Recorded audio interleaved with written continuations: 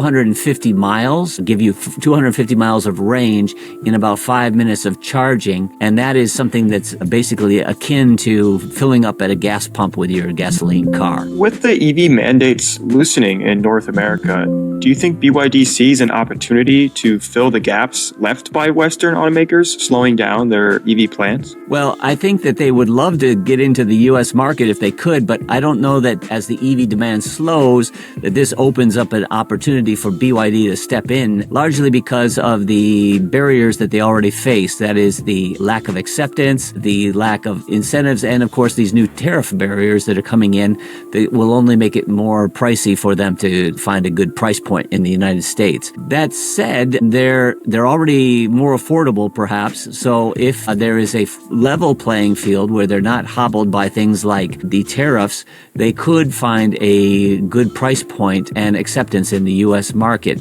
And especially if they were to adopt a kind of build locally approach, that would probably be their best way of gaining a foothold in North America to sell cars into the United States.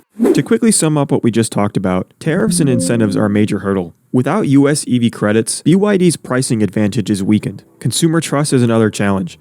BYD may dominate China, but Western buyers aren't as familiar with the brand. BYD's global expansion is moving fast. They're pushing into Japan, South Korea, and now considering Germany for another factory. Their new 1,000-volt fast-charging platform is a potential game changer. It could solve one of the biggest barriers to EV adoption. Even with EV mandates easing in North America, BYD still faces roadblocks. Entering the US or Canada will likely require a local factory. While BYD is expanding, whether they can break into North America market remains an open question. Going back a few months, Ford CEO Jim Farley made an interesting revelation, stating that he had been driving a Xiaomi SU7, a Chinese electric sedan, for 6 months after importing it from Shanghai, saying it was fantastic and that he didn't want to give it up. Farley shared this on the Everything Electric Show podcast, admitting that Chinese automakers are a real threat to legacy brands like Ford. He pointed out that they're moving faster, producing high-quality EVs at lower costs, and could reshape the industry just like Japanese automakers did decades ago. The electric part of the China market compared to the US or Western Europe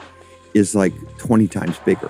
But the Xiaomi car, which now exists and is on the road. Which now exists. Tens of thousands. And it's fantastic.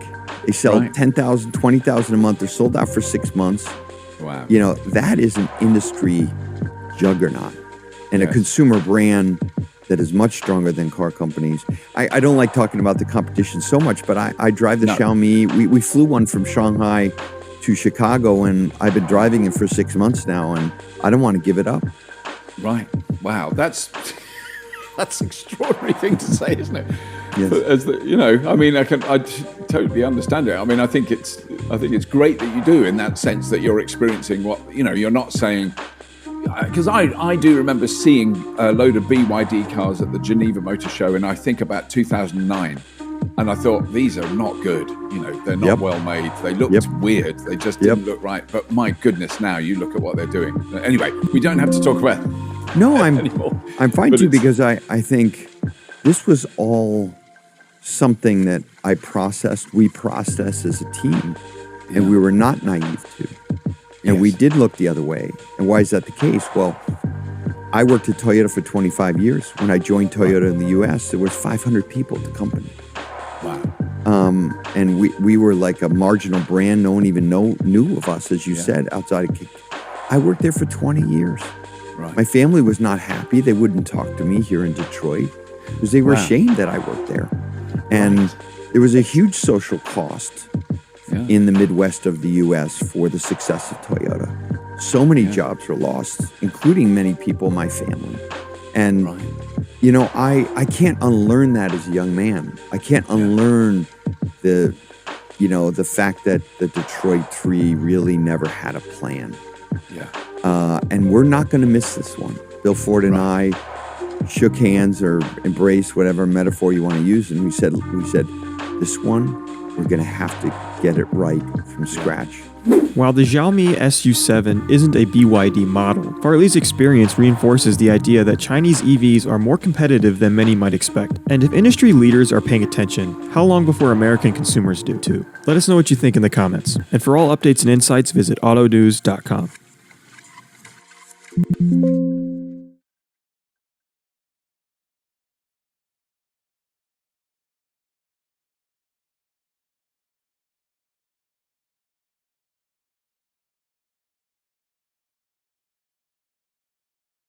Canada is in the president's crosshairs right now, she said.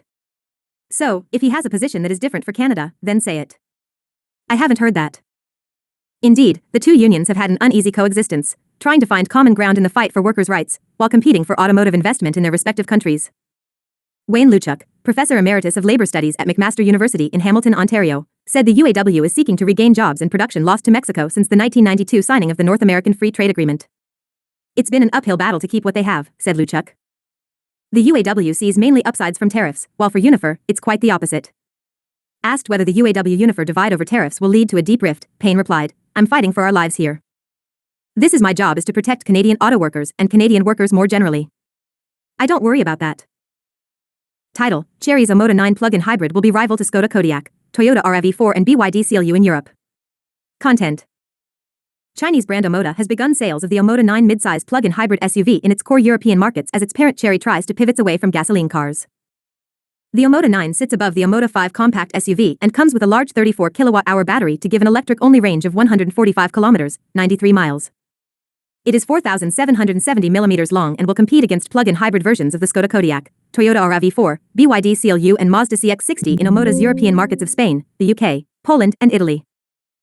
Chery was the fastest-growing Chinese automaker in Europe in the first 2 months with sales of 8,000, up 4,271% on the year before, according to figures from market researcher Dataforce. Chery's growth has mainly come from gasoline models, which accounted for 78% of the company's sales. Chery sells gasoline versions of the Omoda 5 and JQ 7 compact SUV. JQ also offers a plug-in hybrid version of the JQ 7, using an 18 kilowatt-hour battery. The Omoda 5 also available as an all-electric model. Chery will offer one version of the Omoda 9 plug-in hybrid with a long list of standard equipment, including technology usually restricted to higher-grade models such as a head-up display, a 1.3-meter-long sunroof, heated and ventilated seats front and rear, and a 14-speaker Sony stereo system. The dashboard is dominated by a large curved 24.6-inch information panel that incorporates a touchscreen. The so-called Super Hybrid System, SHS, packages a 143 horsepower, 1.5-liter gasoline engine and 3 electric motors to give a claimed combined power output of 443 horsepower. Omoda says the car will accelerate from 0 to 100 kilometers per hour, 62 miles per hour, in 4.9 seconds. One of the 3 motors is mounted on the rear axle to give the car all-wheel drive capability.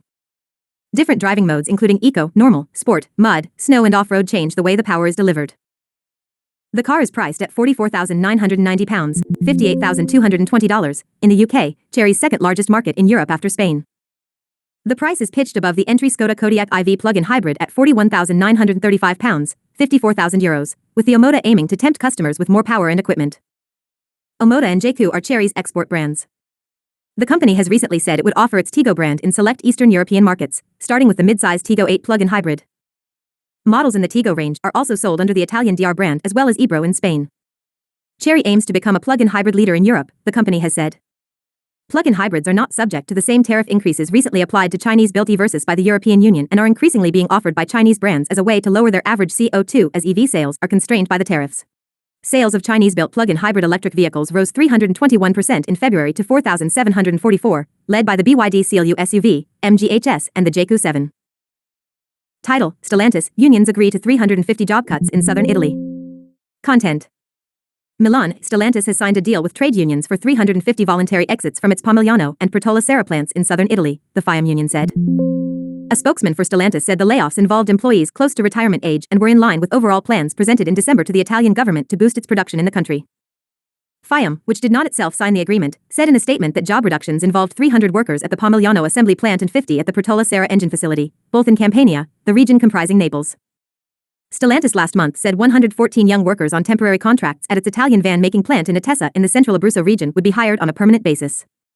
Voluntary layoffs are the main tool Stellantis has used to cut its workforce in Italy, now amounting to about 38,000 people, against around 55,000 in early 2021, when the group was formed through the merger of Fiat Chrysler and PSA Group.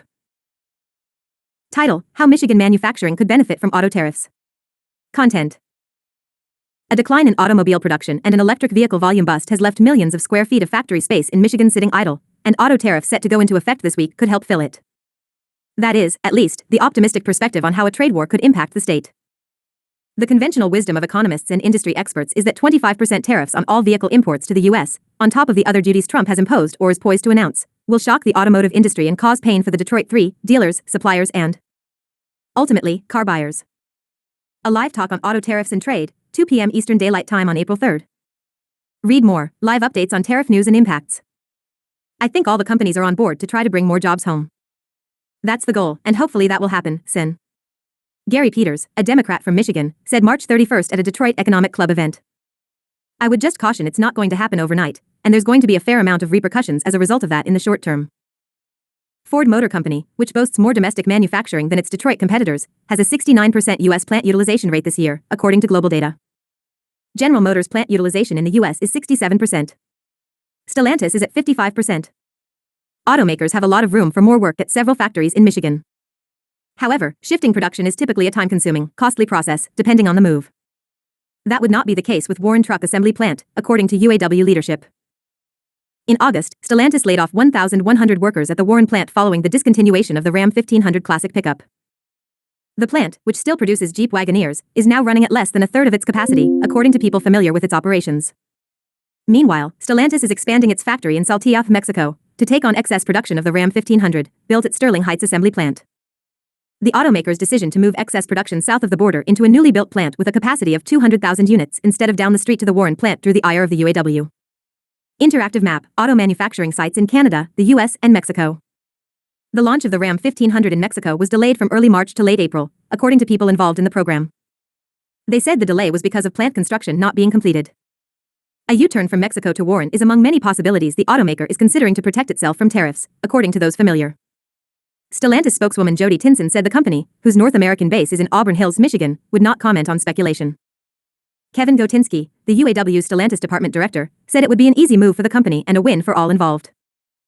The switch would require some retooling but could be done in a matter of months because the equipment is ready, unlike a product launch that would take a couple of years, as is the case with the Belvidere assembly plant in Illinois. The discussion was previously to bring manufacturing back. It takes years to get a brand new plant up and running, but that's not the situation here, Gotinsky said. We see that we have the capacity. We want everything shifted here. We've been saying that all along. He echoed UAW President Shawn Fain in his optimism that tariffs will help restore manufacturing jobs. Gotinsky said that in the past couple of days, Stellantis agreed to discuss future plans. Obviously, this added pressure is helping to hopefully shift things, he said of the tariffs.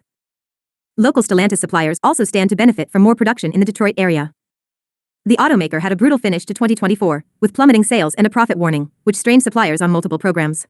Suppliers in general have been forced to cut headcount and restructure amid lower production volumes globally. In Orion Township, Michigan, GM is weighing its options for the mammoth $4 billion expansion of Orion Assembly, where production of slow-selling electric pickups has been delayed twice. Launch of electric Silverado and Sierra pickups at the plant had initially been scheduled to start in 2024 before being pushed to late 2026, the most recent launch guidance. But suppliers and industry watchers can see the writing on the wall. Electric pickups are not selling nearly enough to fill a new plant. Ford is facing the same problem at the Rouge Electric Vehicle Center in Dearborn, Michigan, where the automaker put hundreds of millions of dollars into the F-150 Lightning, whose volumes are dramatically below projections.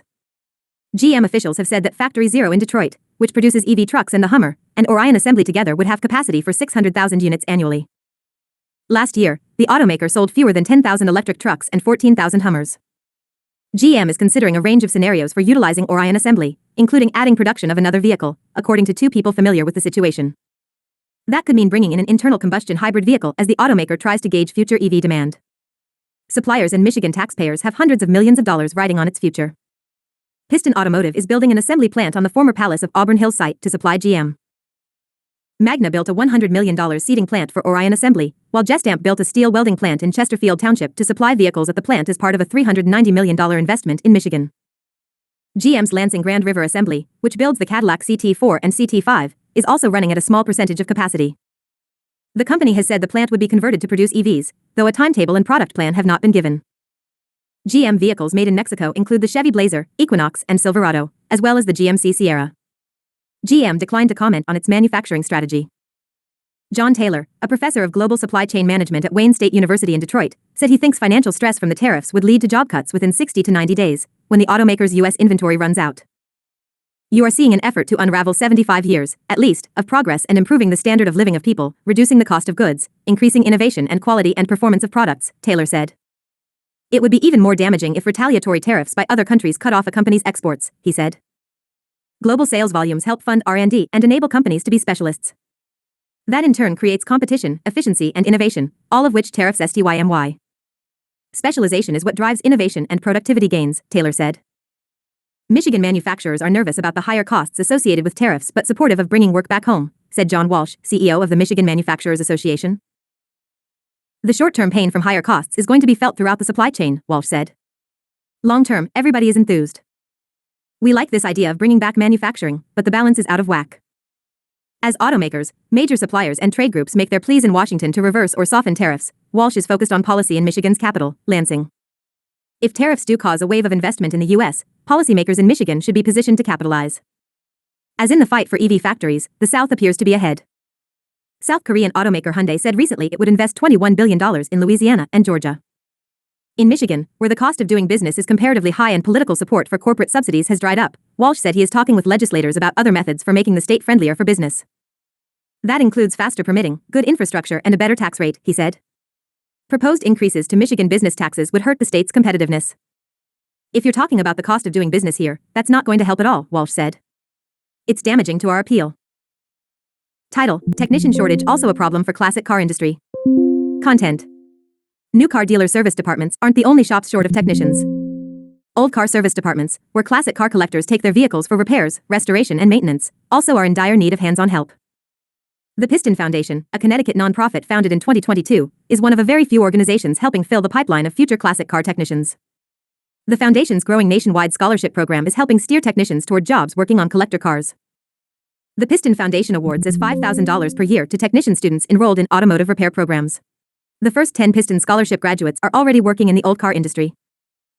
Those venues include restoration shops that perform both mechanical and cosmetic restorations, museums, machine shops specializing in antique and classic vehicle powertrains, businesses that fabricate out-of-production parts for obsolete cars, and other establishments, such as upholstery shops that cater to car collectors.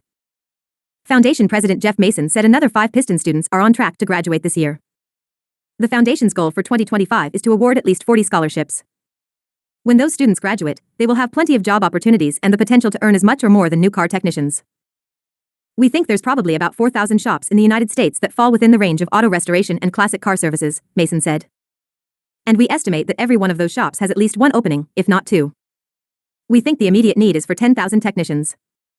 Hagerty, the giant Traverse City, Michigan, insurer of classic vehicles, estimates 43 million cars in the United States fit its definition of a collector vehicle.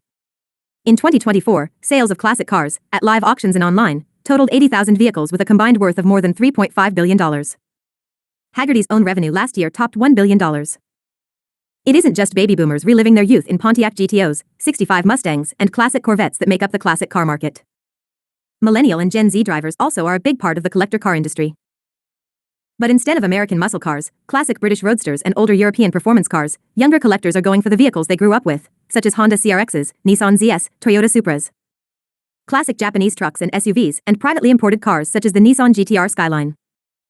A study commissioned by Hagerty last year predicts the next big wave of car collectors will be from millennials and Gen Zers. And that's okay with Piston. Mason said the scholarships that are available also can be used for techs who want to repair and restore newer collectible cars.